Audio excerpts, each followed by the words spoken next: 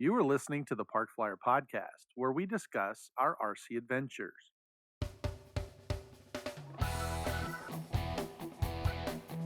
Welcome to the Park Flyer Podcast, where we discuss the ups and downs of the new RC Flyer.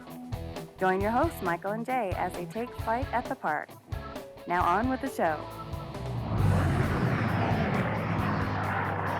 Hey everybody, welcome to the Park Flyer Podcast. I'm Michael from Arizona, and with me always are my good friends. Jay from the hills of Texas. And AK Mike in Texas. And Greg Tanous from Texas. Go ahead. We got it. We actually have a special guest. It's Greg Tanous, and we'll get to you in just a second. But let's talk about our sponsors. First, we're going to give a shout out to AU Power batteries. When you're looking for power and reliability, and look no further than AU Power. You can go to rcbatteriesusa.com, type in PFPC10. That's the Park Flyer Podcast 10, and receive our discount. Also, 3D Aero Ventures. Create a flyable RC airplane on your own 3D printer at home. Just download your file and start a printing. Use the park. I think Mike was waiting for the song. I was, but you didn't say it. Yeah, he's kind of waiting. We've really been jipping him on that. We just haven't been giving him the song. We've got some good people that are giving our number a call. But if you're going to go to 3D Aero Ventures, download your file, use Park Flyer in the as a code, and you'll get our discount as well. We do have people that are calling our phone number, 830-444-4943. And giving us some good ideas. I know that a couple of guys have posted on our Facebook page as well, and they have kind of given us some ideas for contests, so that's pretty good. Now, having said all that, we have a special guest, Greg Tanous. Greg has, just decided to jump off the deep end and buy some DEPRON and bring it back into the U.S. So, Greg, welcome to the show. Thank you. Yeah. So now, as I understand it, I used to buy a lot of DEPRON foam airplanes, and there were three companies that the main one that I used was here in Phoenix, and it was LUM models, or Lee Erlinger models. He used to build these 36 to 42 inch, RC airplanes. I want to tell you, those things flew fabulous. I had probably 5 of those. Because I would fly them, crash them, they'd break in half. I'd glue them back together. I think there was more glue and a couple of nose sections on these things than anything else. And but they taught me a lot of my 3D stuff because they're super light. They were, I think they were 6mm DEPRONs. He had them all printed, so they looked really, really good.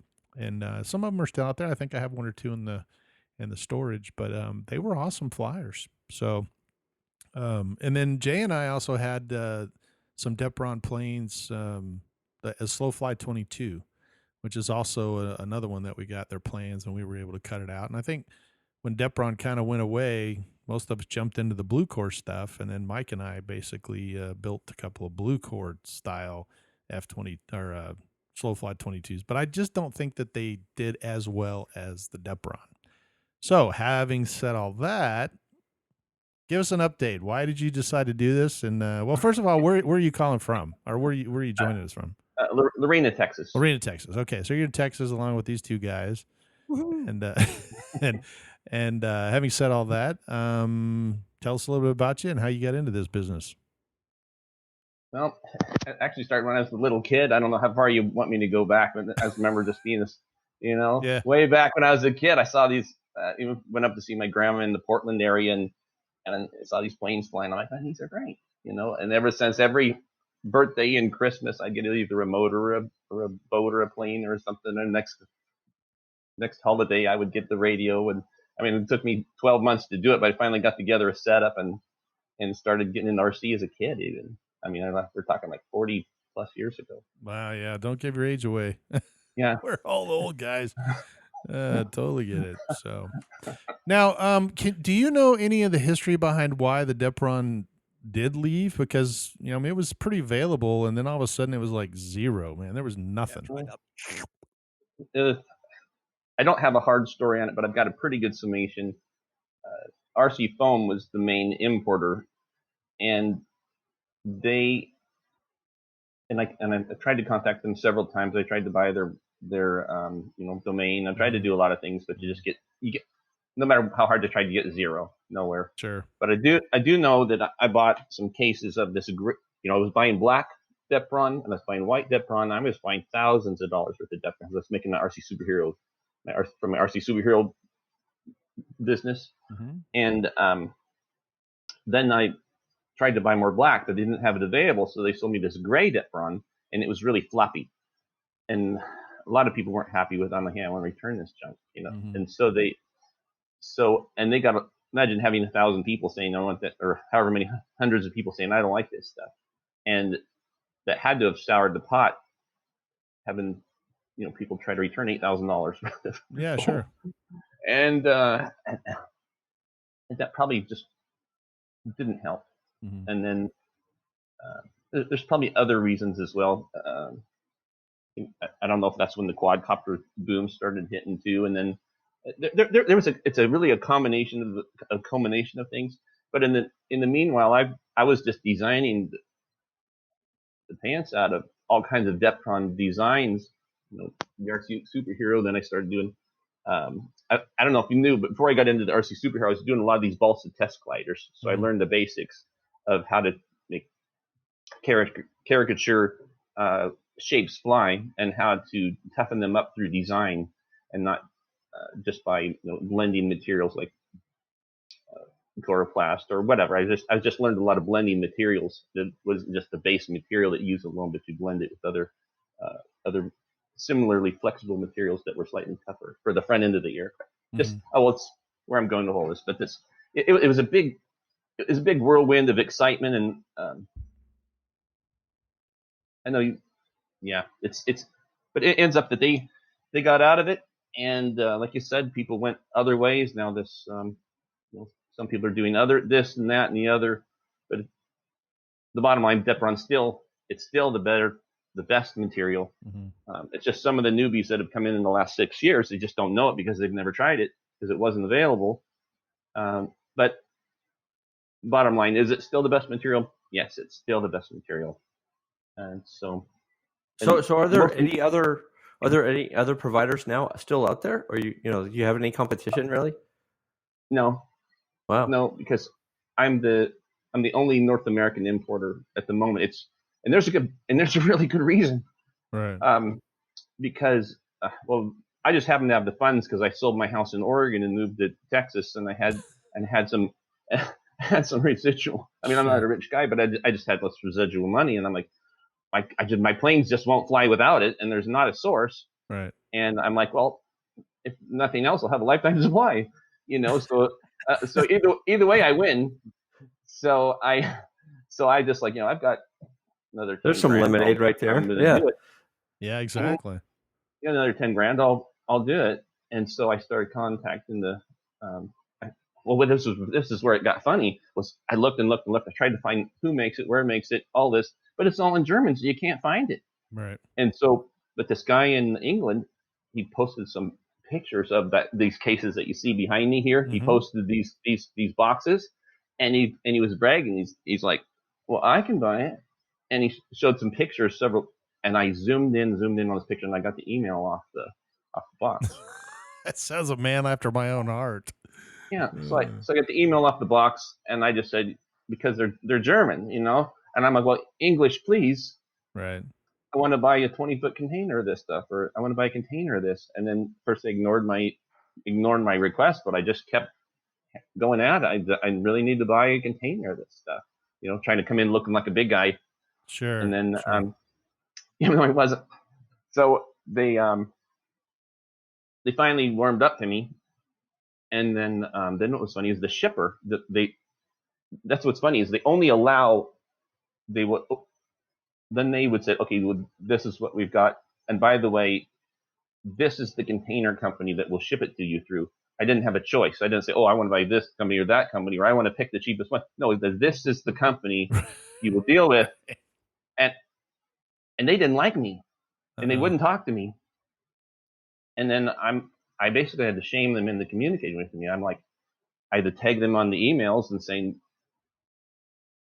would you tell me why this container company won't talk to me because I'm trying to buy $10,000 worth of foam from you. Right. And then they got back to me and they said, well, you're not a big business. And I'm like, well, I'm not, but I have millionaire friends I go to church with that are, and you can ship it to their company, and they will be my business partner. So basically they had no excuse to not ship it to me. Gotcha. So it did get shipped in it. So it was a full container, right? I mean, like a 40-foot container. Well, I was looking at the prices of the 40-foot container, and I was looking at the prices of the 20-foot container, and it would have made the foam about $10 cheaper a box if I would have went with the 40. Mm-hmm. But then you've got like 360 cases of DEPRON. Well, I did buy. That's what's interesting. What also helped me was when I moved from Oregon to Texas, my son's neighbor was willing to let me put a container on his property, a shipping container, a 40-foot shipping container. So I had it arranged that because I didn't want to have my stuff in storage. So I had the money, so I bought a shipping container. We put my stuff in the shipping container, and then we ended up buying a house a few months later. Moved my stuff out of the container into the house, but then I still have this container, and so I had a spot to put the foam when it comes in. Gotcha. And then we had the container moved from his house to my house. I mean, we're talking a lot of money and trouble, and I mean, there was so many hurdles to get to this point of the factory hurdles, right? The shipping hurdles, the instantly trying to learn how to become an international shipper hurdles, the what do you call that? The import. There's basically import specialists that you have to hire, and they're not cheap. Right. I remember like $1,600 or something or more, just to have these people make sure that it comes into the country without you getting messed over. Mm-hmm. And the word's escaping me, but the import taxes or they basically import it with you. They're importers, but they help you. They have get it in. It's a customs specialist. Yeah, they help you get it through customs without it. And then there was something else that was really odd. Was the because the shipper didn't like me, the container company. Mm-hmm. They at the last moment they said, "Where's the port?" And I said, Houston, and they dumped it in Houston port, and they didn't ship it to address like was planned, and so and then within like 2 days, I had to learn how to hire a truck to go that would pick it up. I instantly learned how to hire a truck to take it from Houston to Lorena, and it wasn't easy figuring out what kind of truck to hire because I'd never done it before. And it's not just your normal. You can't just get a rent. You can't just rent a U-Haul and drive down to the port and expect them to let you in to get a container. Did you know the whole container? There's a truck that picks up the container, brings the whole container to Marina, then you unload it, and then they take the whole container back. Then they take the whole container back to where a moving truck would have worked. Would have been. Right. But so there was so many hurdles, and then even the trucking company, none of the trucking companies wanted to deliver to a residence. Right. Yeah, that's pretty standard actually in the shipping world. So I made this giant ramp. I'm like, hey, I can do this, because I'm in a rural or a country. Sure. So I managed it. I mean, it's pretty much. It was almost like you could write a drama story of how to get this from here to here. It was really a story in and of. I guess I said it, but it was a story in and of itself of just to be able to. And I absolutely know why no one else is doing it or can do it or should do it. Right. But right now I have all the contacts where I could do it again, and I'm actually an exclusive. And I've talked with the factory that made it. I'm actually have an exclusive. If I can move enough material, they'll give me an exclusive for like RC Foam had. Right. All the foam you got before, even though we got it from different people, like Grayson or wherever, they were all getting it from RC Foam. We'll have to write a documentary, based on the DEPRON's view of all this happening, from the DEPRON's view.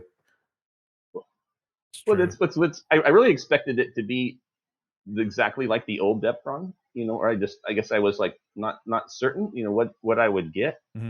but they sent me a sample before you get a sample before you buy, $8,000 or $10,000 for them. So, Right. So I got the samples and I weighed them and did all the tests with them, and it's not exactly the same. It's actually 5% lighter, and it has a little more give, but it's got some super properties that the old DEPRON didn't have, which are incredibly useful. Like what? Like what is the? Let me see if I got my samples right here. I don't have them within hand's reach of me. Uh-oh. But what the old 6mm foam, it wouldn't take any shape at all. I mean, the shape that it was that's what it was. I mean, other than just a slight 10 degree. Mm-hmm. And if you tried to force it, it would crack or break, or you couldn't form it in any manner. But this foam is different. For instance, in my kitchen, I've got like a Corian countertop with like a half-inch radius. Sure. On the countertop. Right. And I took the sample they sent me, and I went over to the countertop, and I'll just use my hand, but I crushed it into like a winglet like this, into like a 1-inch radius. So if you crush it and form it and hand work it up and down then it made a perfect winglet. Really? I mean, and not only did it form it, but it has a memory it's still exactly where I made it like a month ago or 2 months ago. It holds its new shape. Not only can you form it, but it has memory to hold its new shape. Wow. Well, that's pretty cool. I'm like, ooh. And then what I really wanted about the 2mm DEPRON that the 3mm DEPRON couldn't do before was the 2mm DEPRON, you could put a straight line on it and you could score it and then fold it. Right. Because like my 3D wingsuit, I have a 6-foot 3-dimensional wingsuit that's made with the low poly technique. Have you heard of low poly objects where there's triangles and squares? Have you heard of low poly objects? Yeah. Well, I did that with a life-size wingsuit and made it fly. So that's how the wingsuit works, is with this low poly technique where you score and fold.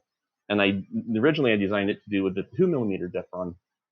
And then when I found out, I want to manufacture these wingsuits or sell kits to them or plans to them, but obviously the DEPRON wasn't available. So I'm like, well, either I give up on a year's worth of my year project to make my 3-dimensional life-size wingsuit, either I just give up that year of effort I did and a lot of work.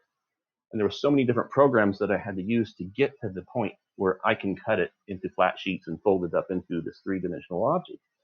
And so, but remember the 2mm you could score and fold, but now the old 3mm DEPRON, when you scored and folded it, it would kind of work. But what it would do is you would pull it up, and then it would go right back about 90% of where it was. Right. And it really wasn't, because it had so much I don't say integrity, but it had so much where it wanted to be where it wanted to be. But this new 3mm DEPRON, since it's 5% lighter, you can actually score it. You can lay it down a straight edge, score it with a radius object like a pin cap, and you can score it, and you can fold it just like you could the old 2mm stuff. It's just as good, but it's 3mm, which is even better. Right. But so I'm really excited about the formability of the 6mm, and I'm really excited about the score and fold that the 3mm will now do, which it never could before, but now it will. So with those two properties, it's going to open a lot of doors as what you can do that you couldn't do before. Wow, that's pretty amazing. How did you get? I mean, you've mentioned two things that we probably ought to talk about. One is the RC Superheroes, and the other is the 3D wingsuit. Which one of those came first? The RC Superhero first. Do you remember the first Iron Man movie? Of course, everybody does. The first Iron Man movie. Right before that first Iron Man movie came out, like 6 months prior, I had like 17, like kind of like behind him, I had like 17 flying planes.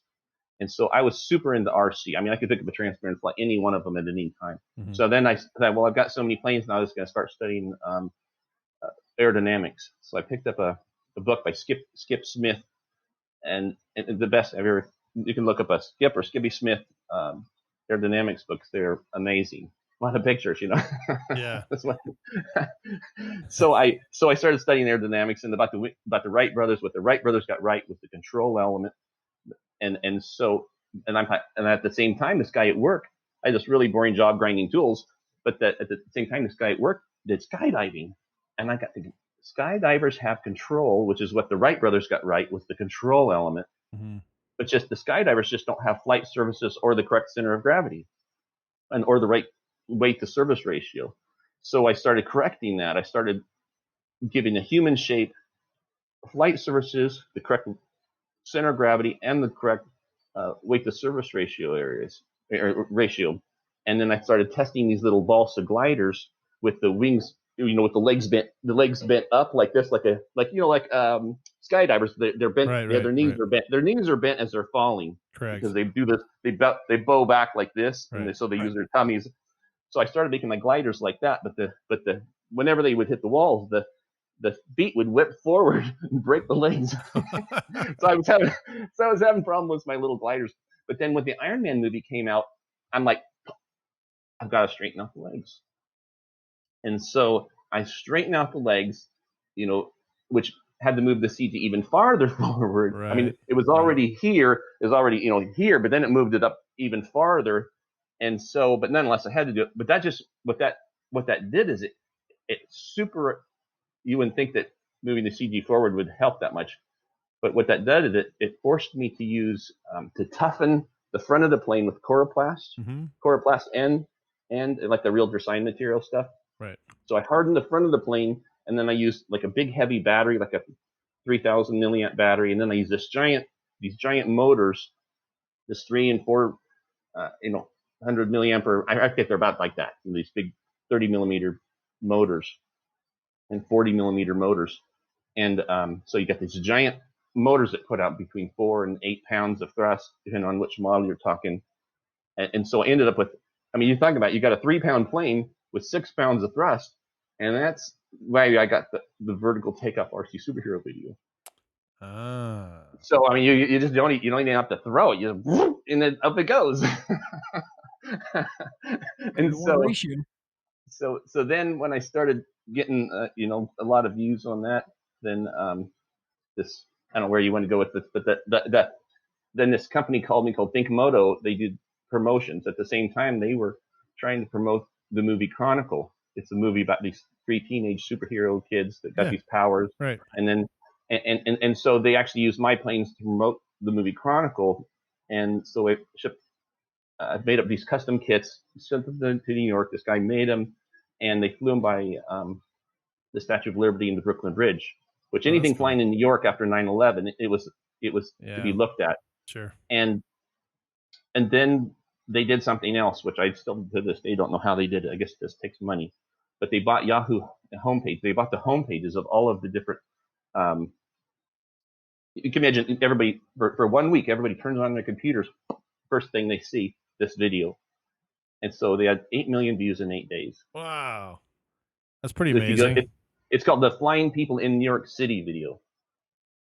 Huh. And then with that, it ended up getting on MSN. Or what was it? It was there was it'll come to me in a second. There was this international news. I forget. There's this international news company that it got on the international news worldwide. Mm-hmm. And then I kind of planned it to when that movie came out, I had my kits and plans available, right? Oh, right. So that's smart. I kind of got in trouble for it, but I got my kits and plans available, and I got away with it somehow. And so I ended up getting international sales from this thing. And I was making like back then I was making like $50,000 a year as a machinist. Yeah. But then I was making like 3 times that per month. I was making like $20,000 a month selling my kits, because what was funny was that the superhero kits, they started at a couple $100 and they weren't selling. So I put it up to like $299 and they weren't selling. And what was weird is when I got them up to $400, they started selling. Yeah. That's typical marketing.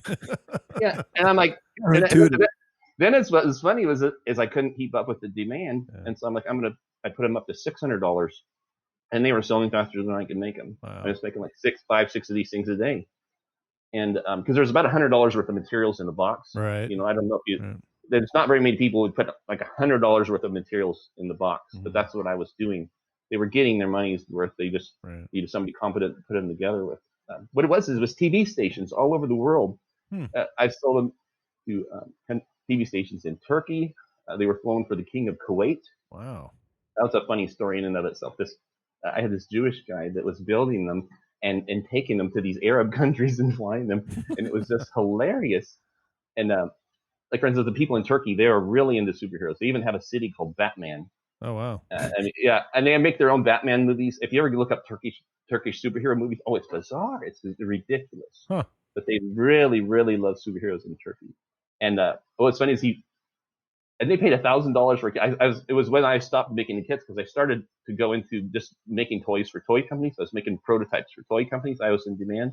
Mm-hmm. So like Hasbro and Mattel and a lot of other companies were trying to pay me to make prototypes for them. And I'm like, I'm not making kits anymore. And they're like, we'll pay you $1,000. I'm like, okay, I'll make one. Yeah, right. What would you like? Right Tuesday, Wednesday. Yeah. How soon do you want it?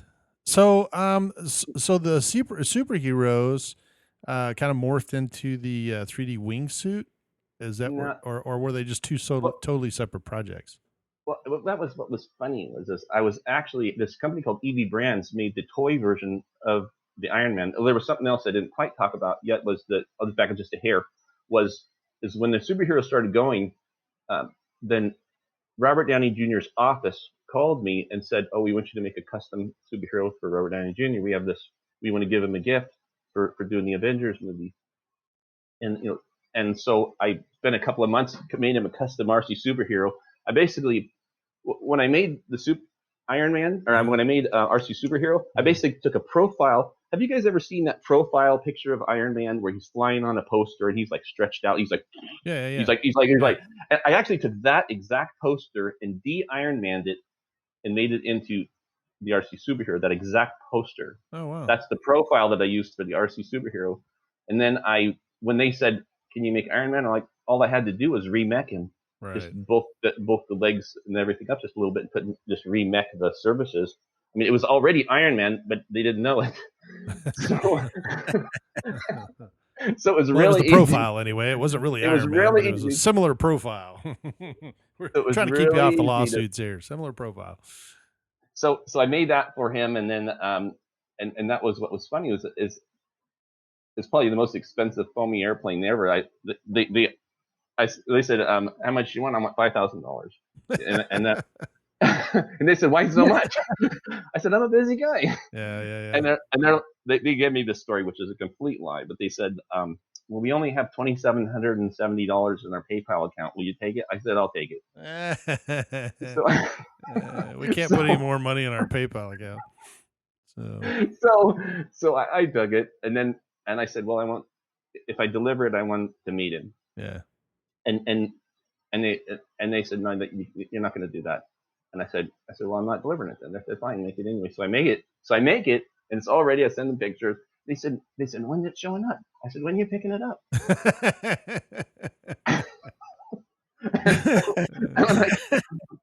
I said, I'll deliver it if you let me meet him. They're like, no, that's not going to happen. I said, when are you picking it up? So they arranged a crating company. And there's always shipping companies everywhere, right? So they make this massive crate the size of a pickup bed, and they deliver it to my house. I put the hero in there, and they ships it off to down there, and then they fly it. I don't know if they were drunk or what, but they said he called me back after they flew it and crashed it half a dozen times. He said, I knew we should have had somebody that knew how to fly an RC airplane here when we did this. Right. But these guys just crazy rich, flying the plane. They don't know how to fly. It's 6 foot, 8, it has 7 pounds of thrust, and they were flying this thing straight up, flying, looks like Iron Man. They have no idea how to fly it. And so it must have been a blast for those guys, but they busted it up pretty bad. So this toy company called EV Brands, they wanted a relationship with Marvel, and so they offered to have it shipped back to me to fix it. And of course, they got rid of the crate, so they had to pay for another crate to crate it and ship it back to me.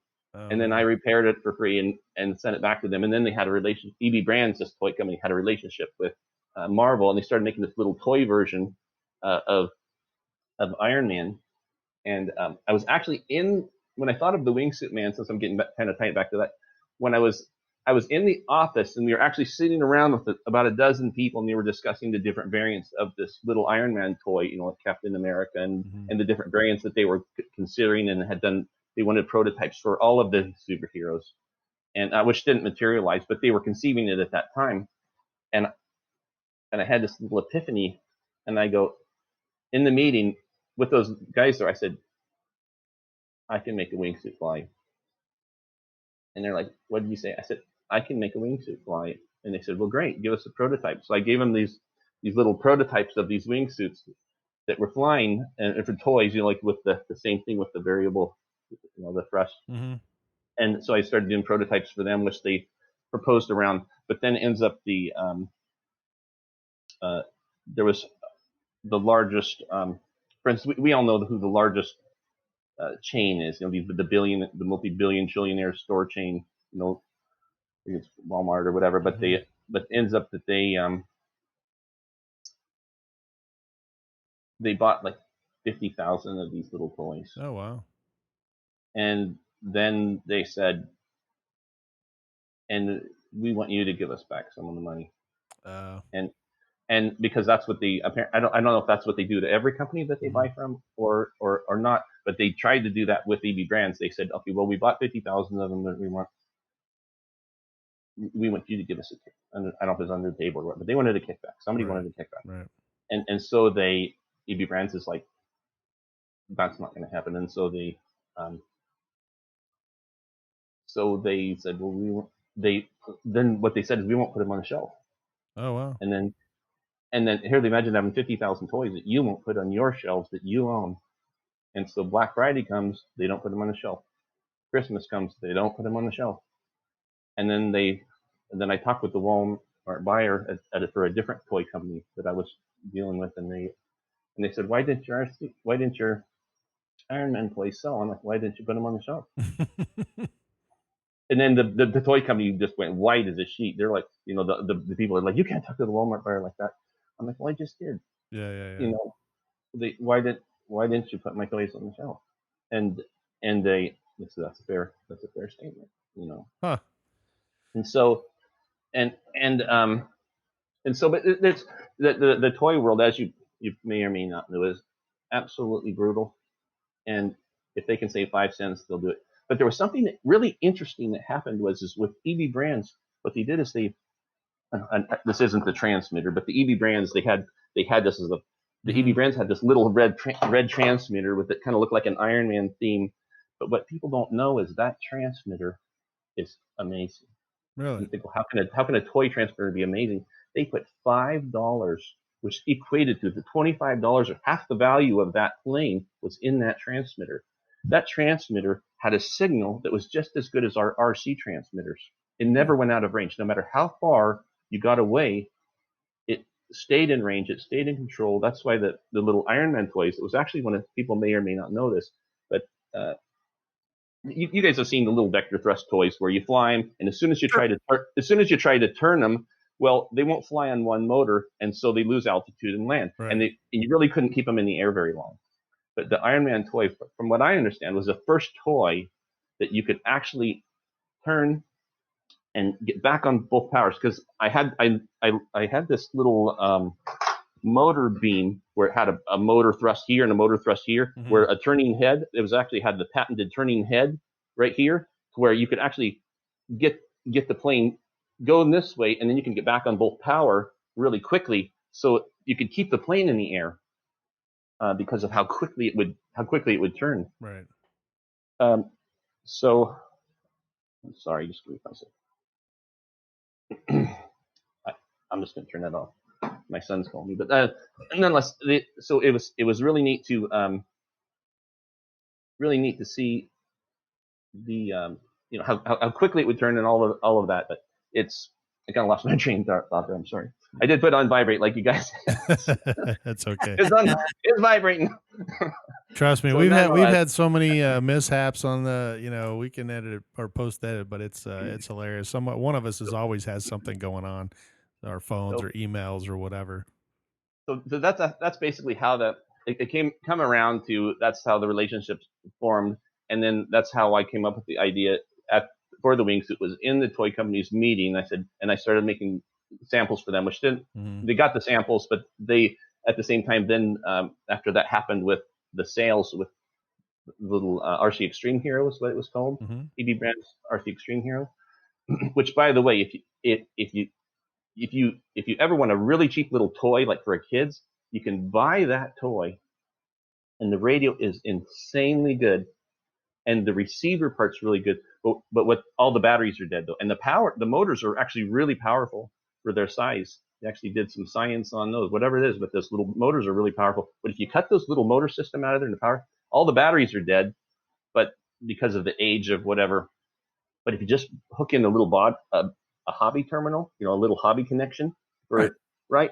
Oh, you'll have a little hobby setup, a radio setup that you will not run out of range, and it'll be powerful, cheap. I mean, you can probably get them for $15 now online. And so that's where that's going. So then I started developing the little wingsuit from this toy version into. Well, we actually had this model for Captain America it was actually the circular toy that I was designed for someone else, where it was this Captain America where we actually had and it was actually a launch toy. It was actually a rubber band. It was a circular toy with Captain America in the middle. He was kind of like this, like a flight position, and you'd pull him back like a rubber band, and shoo, off Captain America would go. And that toy didn't go anywhere, but at the same time, I had the Captain America model. And then what it is so we had him in the 3-dimensional world, and so I basically made Captain America into a wingsuit posture, and then I kind of de-Captain Americaized him and made it into a wingsuit. And then the first wingsuit I made is like, man, that guy's bulked up. But man, it's Captain America, but I had to streamline him because, I mean, you don't see any 320-pound guy skydiving or wingsuiting. So I had to streamline him out a little bit, like a little more realistic. But finally streamlined him down to this really cool little shape. But which I flew a couple of times, but I made the mistake of some pictures will have the hands on the motors on the hands where they will pan like this way and have the vector thrust. And in my head I just couldn't wrap up to where the CG would be and where the thrust, and I didn't know if up would be up or down would be down, or I didn't. So I actually just moved the motors from the hands up to the front of the shoulders. And then I was just going to pan them and thrust them, which worked, but it didn't work great. So I'm going to end up moving the motors probably to under the arm area. So do you have to make a form and then fold the DEPRON around it, kind of, or do you just visualize it and then just kind of lay everything out? Well, when you have a 3-dimensional object, you can take your 3-dimensional object, and then there's this program called Pepakura, where it will take your 3-dimensional object, and you can take a section of your 3-dimensional object. Say, okay, well, I'm taking these sections, these triangles of my low poly object, and now you tell this program called Pepakura to lay it flat, kind of like origami. Oh, I got origami. Right. So you say, okay, lay it flat. So it lays it flat, and then you've got this thing where you can do the seam lines where you crease it. Right. You crease it on those fold lines, and then you can just fold it up and glue it on the thing, and there you go. You have a 3-dimensional object. Oh, that's pretty neat. That's pretty neat. So that's what I did with the wingsuit, and it took me a year to do it because there was actually many different programs. There was the program in the 3D software, and then you had to take it from that to the Pepakura and do that with all of the little sections. And then you take it, because the Pepakura one, you can't cut it from that. So then I had to turn it from the Pepakura model to CorelDRAW, and I had to, cut it all, because I have a laser where I cut this out. Oh, gotcha. And so then there was actually 3 different programs that it took me a year. Like I said, it took me a year to develop this 3D wingsuit to where I could have it be reproducible or whatever. Wow. And so right now I'm actually really close to releasing it. Oh, no kidding. Now I have the DEPRON too. So I have the program and I have the DEPRON for it. So is there a website that they can actually view this on, or have you gotten that far yet? Yeah. You can just pull up DEPRON King or our DEPRON King. There you go. DEPRON King. King of DEPRON, I am. Well, I'm actually going to be advertising an AMA magazine called DEPRON King or RC DEPRON. I kind of like the RC foam thing, but I went with the rcdepron.com. Or for advertising purposes, I was going to go with, just to see how many sales. So my son said, well, if you do advertising, you want to figure out how much of your sales are actually coming from that advertising. Mm-hmm. And then he said you give it a different .com so that you can track. Right, sure. Is this advertising paying for you or isn't it? Right, sure. And he's like, well, for advertising purposes, we're going to use the DEPRONKing.com, but for whatever online purposes, we're going to use RC DEPRON. So now, if our listeners are looking for DEPRON, which I hope they are, and I might be looking for some DEPRON. I'm sure they will be. Right, exactly. How do they go about? They can go to rcdepron.com, and then do they buy it in single sheets, cases? How do they go about doing all that? Well, it actually comes in these. That was something else really quick. Is right now online the only DEPRON that was available is like from Australia, and you just get these little sheets the size of a piece of paper, and it's right. like, and they want your teeth for them. They're not sure. They're not. And my right. They're not giving it away, and by the time you get it, it's probably so beat up. I heard the Australian Post is horrific. Yeah. Nonetheless, so all of this was completely unacceptable to me, because I needed my foam to sell my planes because my planes won't fly without it. Right. It just won't, because all of my CG points and all that, and it won't fly with foam board. My planes won't fly with foam board. I tried the foam board. I disliked it so much because I loved DEPRON. It was so easy to glue. It was so easy to cut. It was so easy to fold. It was so easy to form. It was just 3 times lighter. Right. And it was just a miracle dream to work with. And you don't have to use hot glue. I don't have to burn myself all the time. Mm-hmm. So I really don't like burning myself. So maybe that's my problem. There's your problem right there.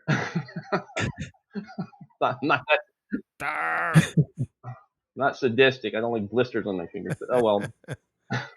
That and the whole thing is hot glue sticks. We had 50 sticks all at once. That's right.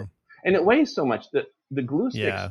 I mean, you take one of those things. It's like 4 of those, and you got a pound or something. It's like, are you kidding me? And then that's why, like with the some of these the foam board plane places, they'll put up like warbirds and stuff, because warbirds have a really high power to weight ratio, and you got to keep the speed up or the thing won't fly.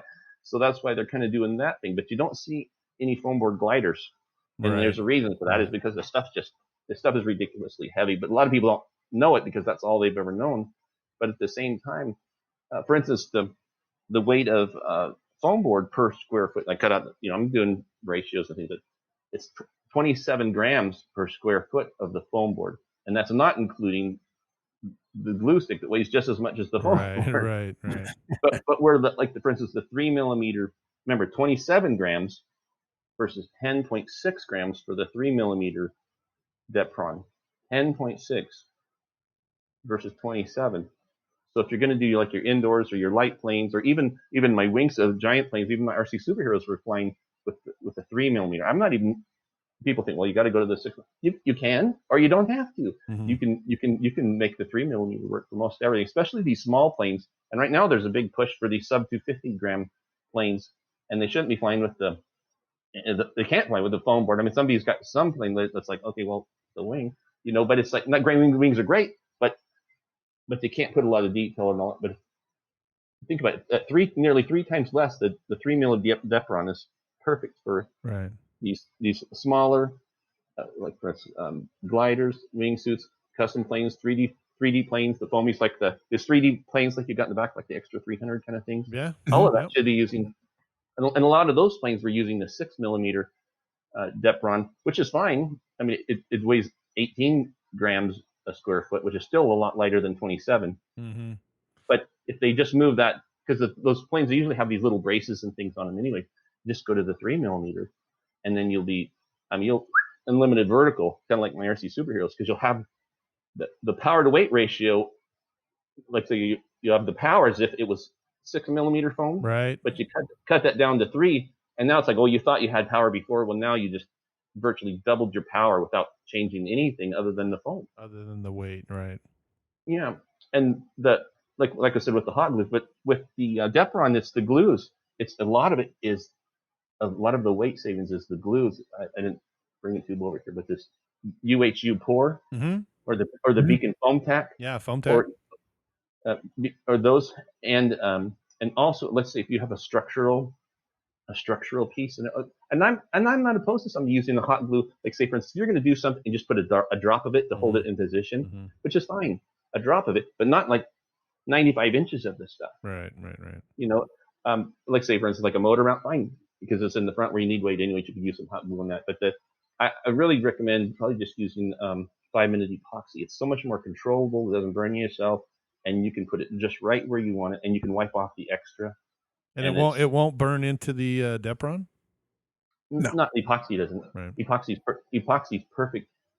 In fact, the guy, this Jewish fellow that was flying the RC superheroes in the Arab countries for me, he actually wasn't.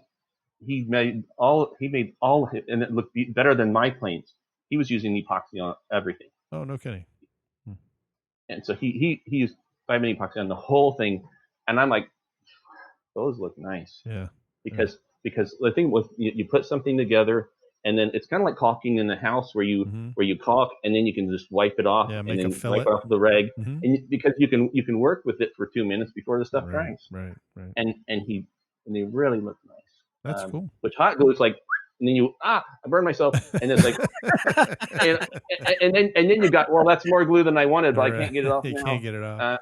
Yeah, and so, and then, the guys, I actually have I was talking with the guys that, the guys at FRC Foamies. They're the same guys that are promoting the RC Powers planes. Okay.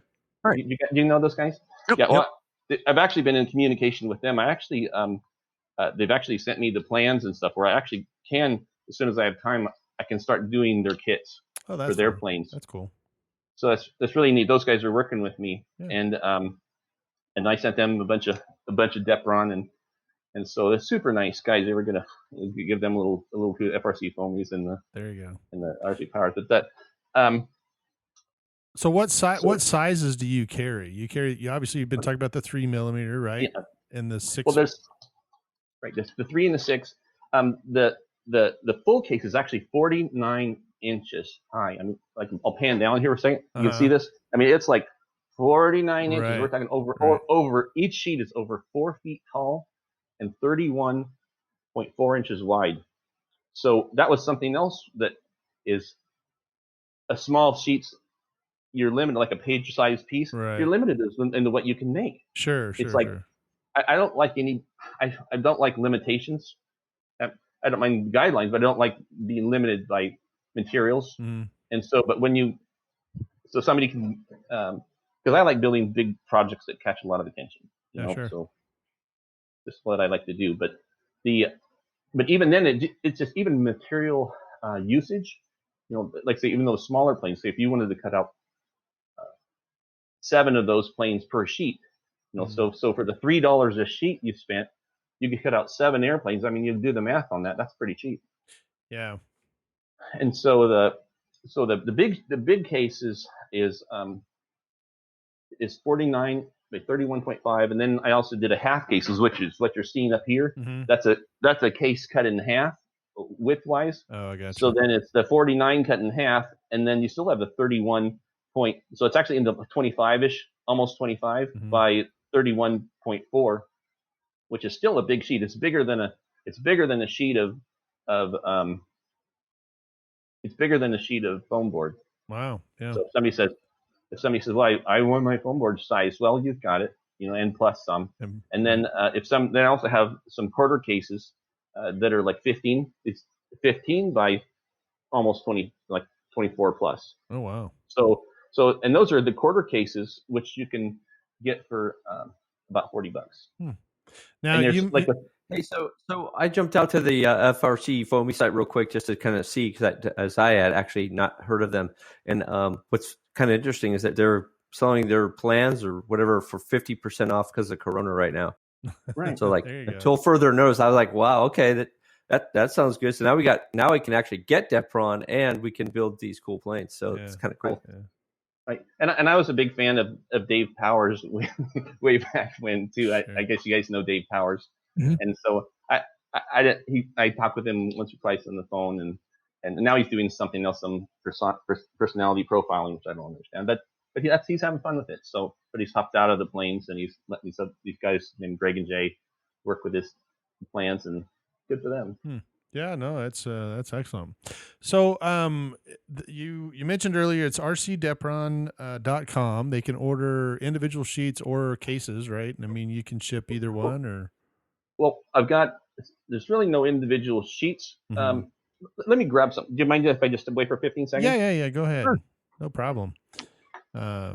It's interesting because, I mean, I used to be able to go down to the local hobby store and just pull 3 or 4 or 5 sheets out of there. And one of the things, the airplanes behind me are basically EPP, but I don't know if you remember not too long ago, Jay, I built that bat wing, and that bat wing, it would have been great out of DEPRON, but it wound up that I didn't have any more, so I had to build it out of something different. Well, so right behind me, that's my last piece of DEPRON sitting right back there.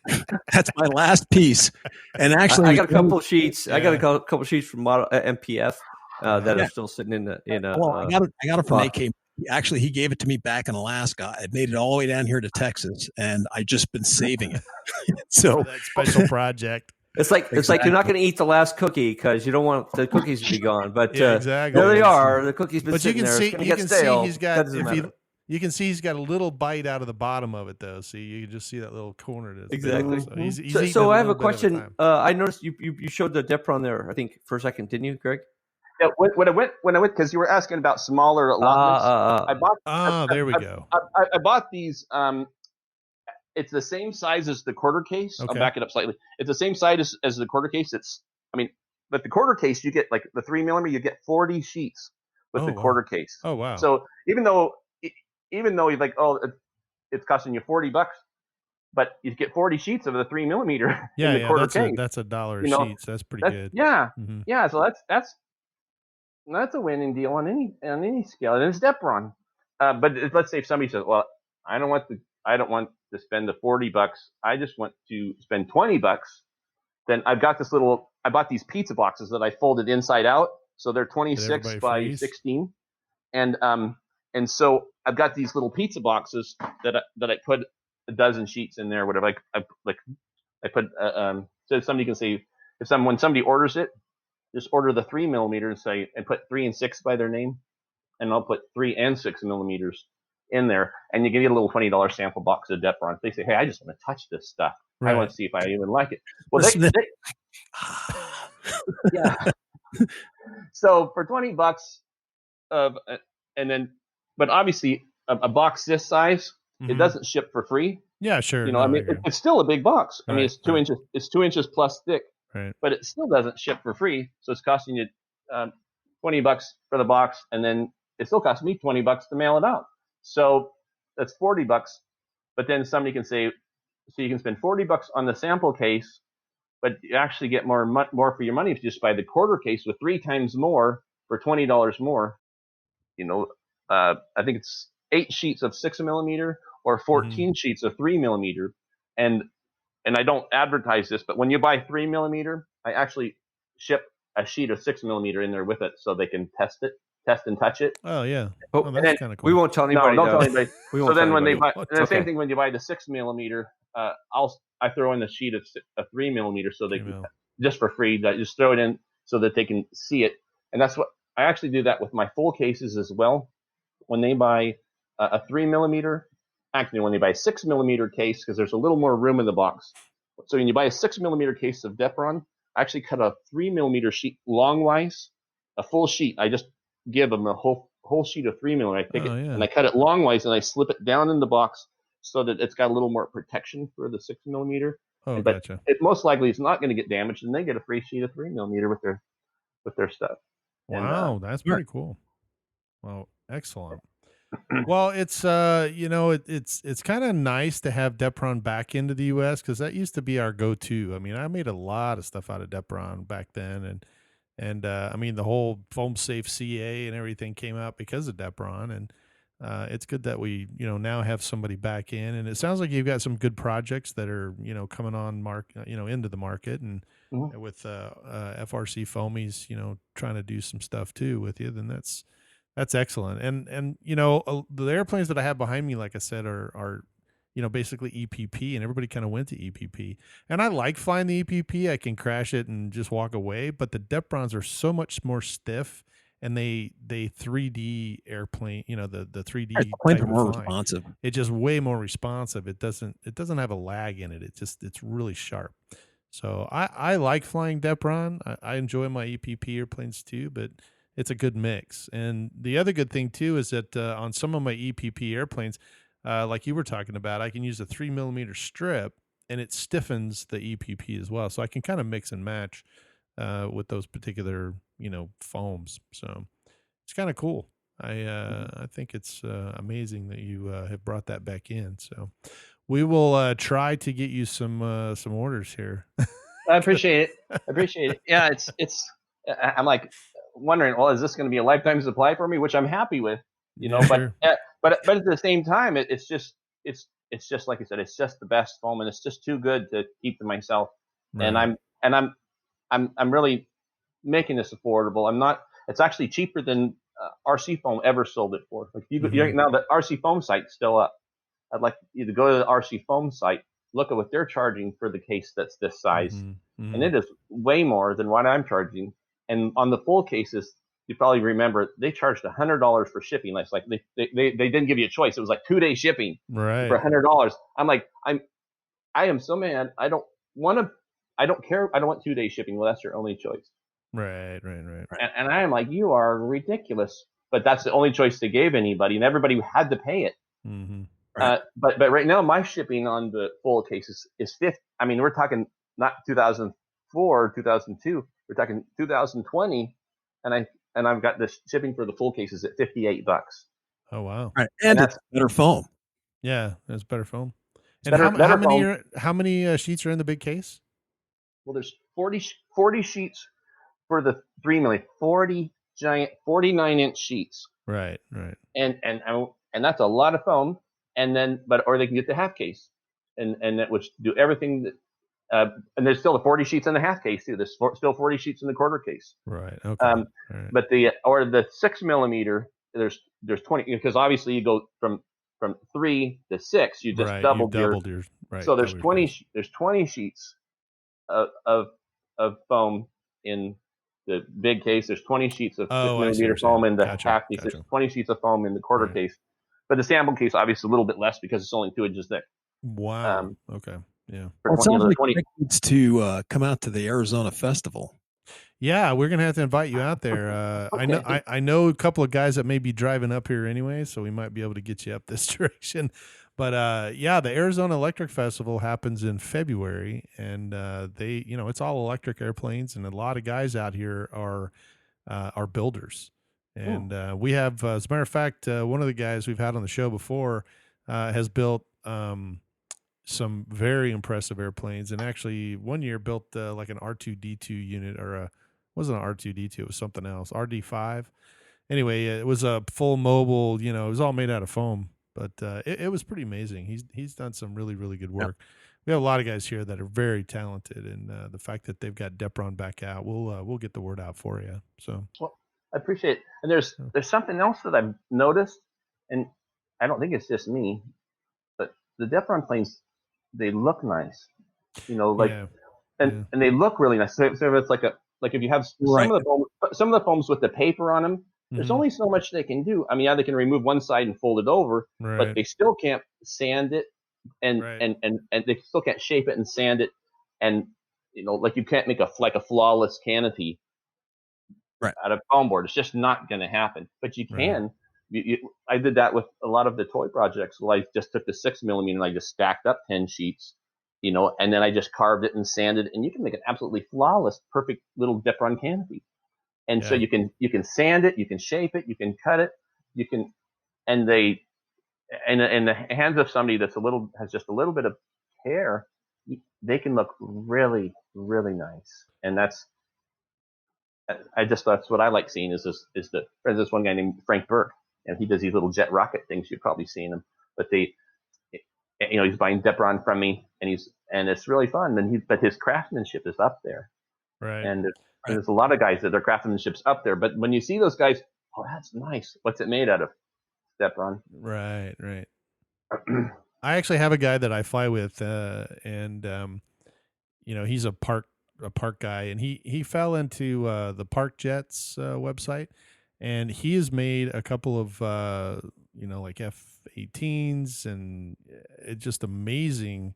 He's done it. He did it all out of DEPRON when it was available, and he did what you were talking about. He made the canopy all nice and smooth, and he painted it all, and he brought it out. This thing was really big, and I test flew it for him, and we had a really good time. It flew really, really well.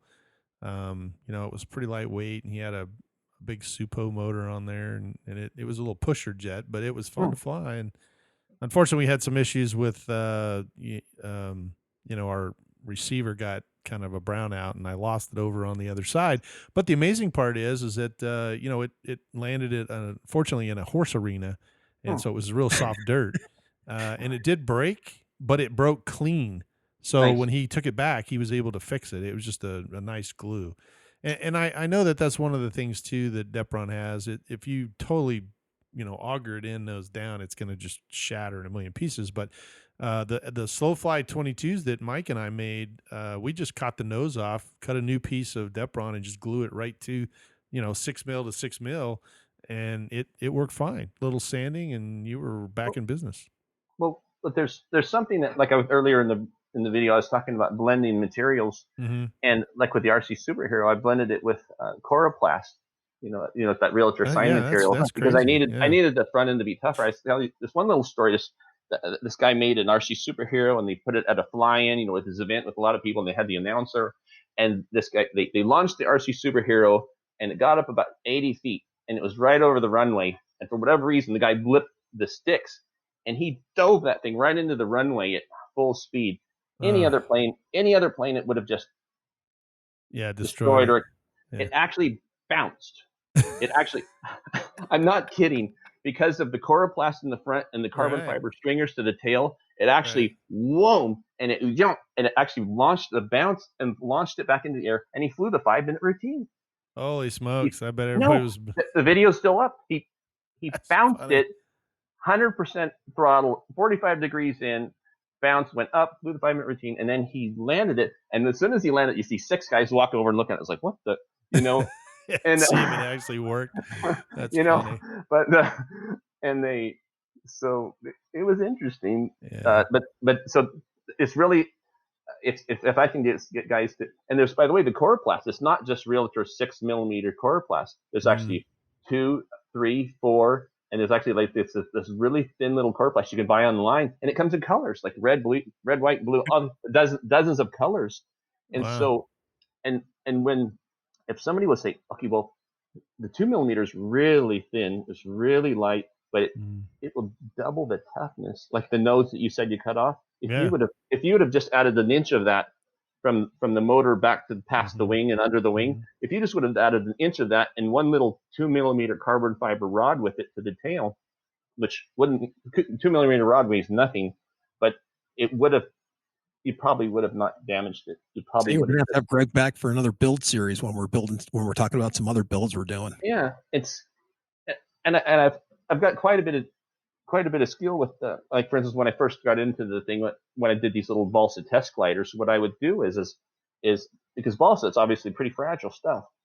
What I would do is I would get 3 feet away, I'd get 4 feet away from the wall, and I would take my little balsa glider, had a human caricature, and I would just throw it into the wall, because I wanted to see where it was going to break. And I found that if I made it heavy, then it would self-destruct like with the foam board planes are doing now. They break up the nose, they self-destruct because of the weight and the lack of flexibility. So, but what I did with the little balsa glider was I went with the thinner balsa, the 30-second balsa, And then, so it brought the weight down, kind of like the 3mm foam DEPRON, right? So you bring the weight down, and then what I did is I made a little bit of a harden the nose, had a little bit of ply or plastic or something in the nose. And then what I did is I put a little, I'll just put two things up here. I put a little, say, Velcro right here. And then the little hit pad. And what I did is I Velcroed those together. And when it hit the wall, the Velcro would give, because it's kind of like their shot beam hammer. All of the destruction power is the millionth of a second at first impact. Right. That shock repercussion comes through the front to the tail, and then the weight would destroy it. But if you have the flexibility to flex, and you have the give to where it takes 90% of the with the Velcro, if it just would give a little bit, then I found that I could take a balsa wood plane, which is absolutely ridiculous. You can test this yourself. Do a balsa wood plane, put the Velcro in the nose, a little thing that would like this, and you can just spike it against the wall, and you can do that a dozen times or more. And so that's how I learned how to that it's not about heavy weights. Like a lot of people like, bulk. No, the weight is actually destroying your plane. It's about flexibility, and it's about give, and that's what's going to make your planes. It's like where somebody else, oh man, he's rebuilding this plane every week. Well, you won't be rebuilding your plane every week. But, Jay, you're absolutely right. We're going to have to get him on to talk about building planes. Okay. Yeah, that's right. I'm putting down on the list. Let's see, December 23rd. Yeah, okay, no problem. There you go. And I didn't mention, but I also have a 9-foot SR-71 that I designed and flew, and it's like it's a wing, but it's like from the spars, instead of going sideways, the spars go from nose to tail, and the ribs are sideways. Oh wow. Okay. Well, we're gonna have to we're gonna have to save that for another time. But yeah. So unfortunately our hour is up, but we would love to have you back on the show if that's okay. I mean, yeah. Hey, well, wait, before Greg goes, I got it. You talked about it kind of off before we started, when I called you on the phone. But can you just go over the Barbie story real quick? Okay. I was hoping you were gonna touch upon it, but Like let's give it a 2-minute time limit here. Just give us the quick version. Okay. So I have a toy agent, and so my toy agent comes to me and says, because nobody gets to talk to the toy companies without a toy agent. So my toy agent comes to me and says, Mattel wants a Barbie, and by the way, they want a 6-year-old girl to fly it. And I'm like, well, Barbies don't fly, and 6-year-old girls don't fly planes, but I'll try. So we had in Oregon, we had this plane called Fred Meyer. Go to Fred Meyer, buy a bunch of Barbies, break their arms, legs, and I broke every joint in her.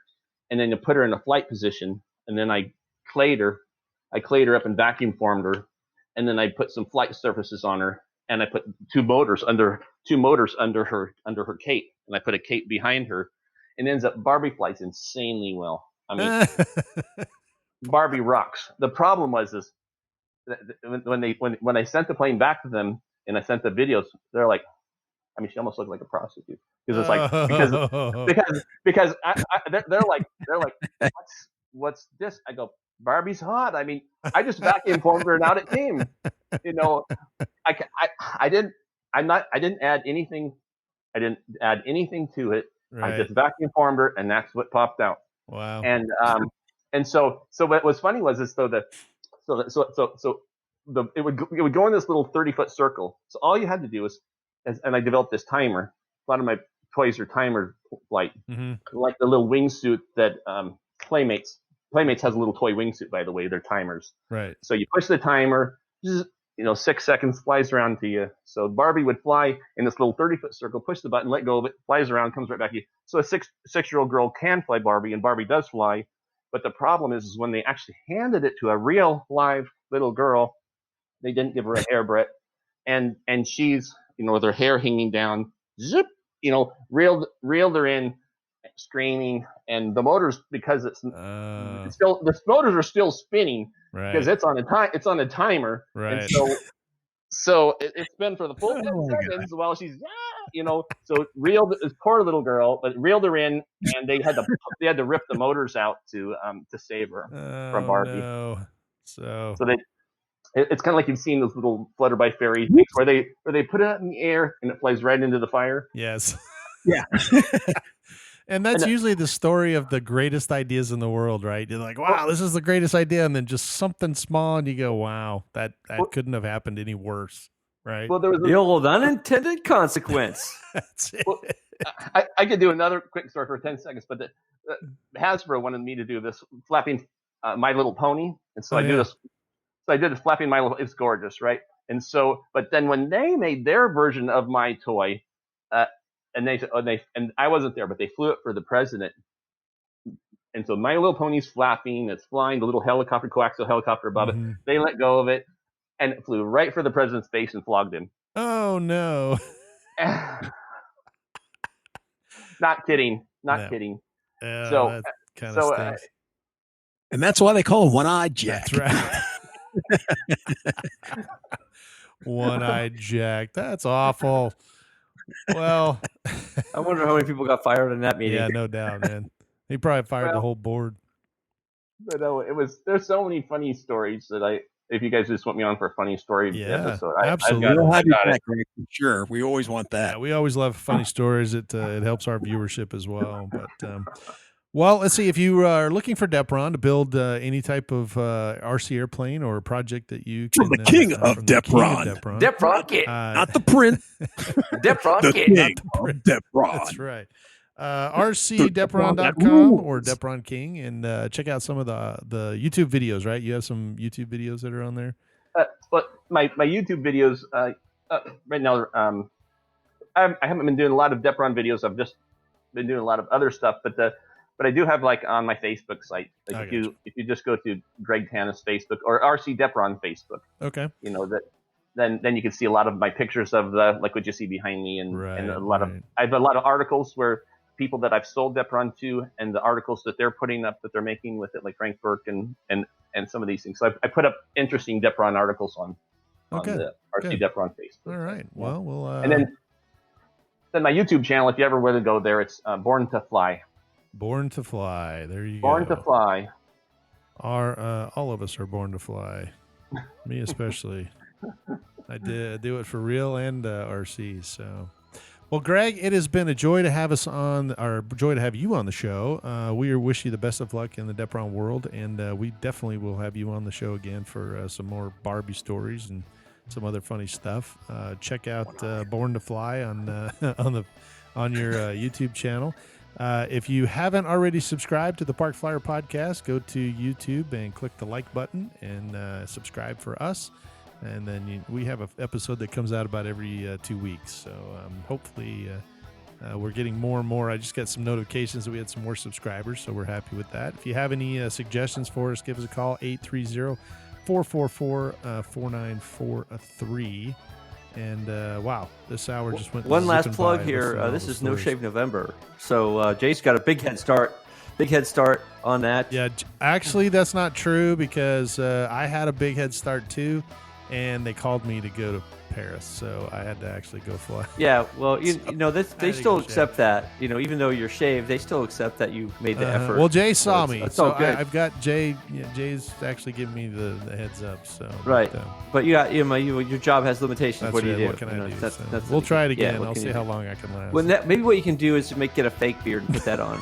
It's a Santa beard. Solidarity. Nice. Get that fake stuff they spray on their heads. That's right. Just spray it on here. Exactly. That's awful. So. I'm going to let my hair grow, too, on the top of my head. I don't think you'll notice, but I'm going to let it grow. You give it a good try, man. Give it a good try. So, well, from Arizona, I'm Michael. And from the hills of Texas, I'm Jay. And from Texas, this is AK Mike. All right. We'll see you in 2 weeks. Let's fly. You have been listening to the Park Flyer Podcast. Thank you for joining us, and we look forward to your next visit. Please give our show a star rating and review, and feel free to email us your questions, topics, or suggestions to parkflyerpodcast@gmail.com.